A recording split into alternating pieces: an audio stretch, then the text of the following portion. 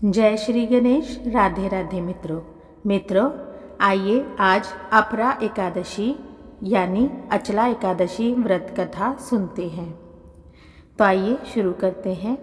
युधिष्ठिर कहने लगे कि हे भगवान, ज्येष्ठ कृष्ण एकादशी का क्या नाम है तथा उसका महात्म्य क्या है, सो कृपा कर कहिए। भगवान श्री कृष्ण कहने लगे कि हे राजन, यह एकादशी अचला तथा अपरा दो नामों से जानी जाती है। पुराणों के अनुसार ज्येष्ठ कृष्ण पक्ष की एकादशी अपरा एकादशी है, क्योंकि यह अपार धन देने वाली है। जो मनुष्य इस व्रत को करते हैं वे संसार में प्रसिद्ध हो जाते हैं। इस दिन भगवान त्रिविक्रम की पूजा की जाती है।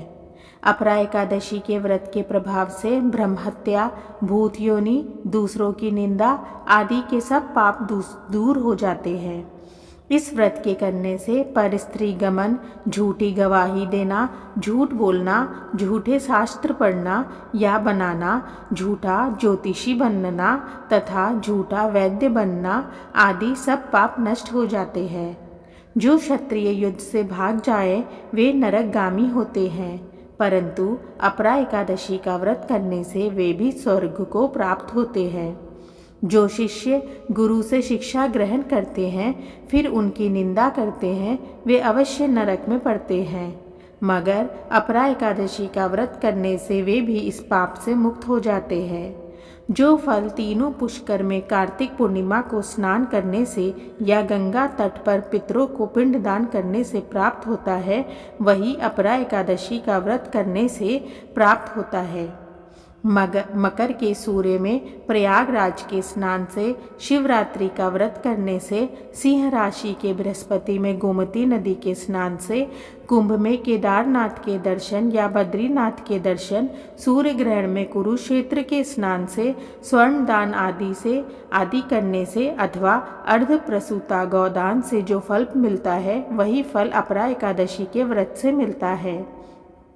यह व्रत पाप रूपी वृक्ष को काटने के लिए कुल्हाड़ी है, पाप रूपी ईंधन को जलाने के लिए अग्नि, पाप रूपी अंधकार को मिटाने के लिए सूर्य के समान, मृगों को मारने के लिए सिंह के समान है। अतः मनुष्य को पाप से डरते हुए इस व्रत को अवश्य करना चाहिए। अपरा एकादशी का व्रत तथा भगवान का पूजन करने से मनुष्य सब पापों से छूटकर विष्णु लोक को जाता है।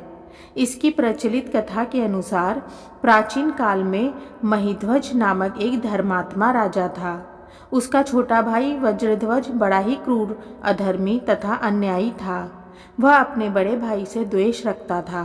उस पापी ने एक दिन रात्रि में अपने बड़े भाई को हत्या करके उसकी देह को एक जंगली पीपल के नीचे गाड़ दिया।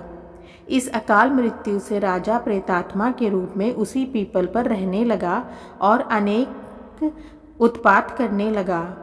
एक दिन अचानक धौम्य नामक ऋषि उधर से गुजरे। उन्होंने प्रेत को देखा और तपोबल से उसके अतीत को जान लिया। अपने तपोबल से प्रेत उत्पात का कारण समझा। ऋषि ने प्रसन्न होकर उस प्रेत को पीपल के पेड़ से उतारा तथा परलोक विद्या का उपदेश दिया। दयालु ऋषि ने राजा की प्रेत योनि से मुक्ति के लिए स्वयं ही अपरा यानी अचला एकादशी का व्रत किया और उसे अगति से छुड़ाने को उसका पुण्य प्रेत को अर्पित कर दिया। इस पुण्य के प्रभाव से राजा की प्रेत योनि से मुक्ति हो गई। वह ऋषि को धन्यवाद देता हुआ दिव्य देह धारण कर पुष्पक विमान में बैठकर स्वर्ग को चला गया। हे राजन, यह अपरा एकादशी की कथा मैंने लोकहित के लिए कही है। इसे पढ़ने अथवा सुनने से मनुष्य सब पापों से छूट जाता है। मित्रों, इस प्रकार अपरा एकादशी यहीं पर रोकते हैं। तब तक के लिए राधे राधे।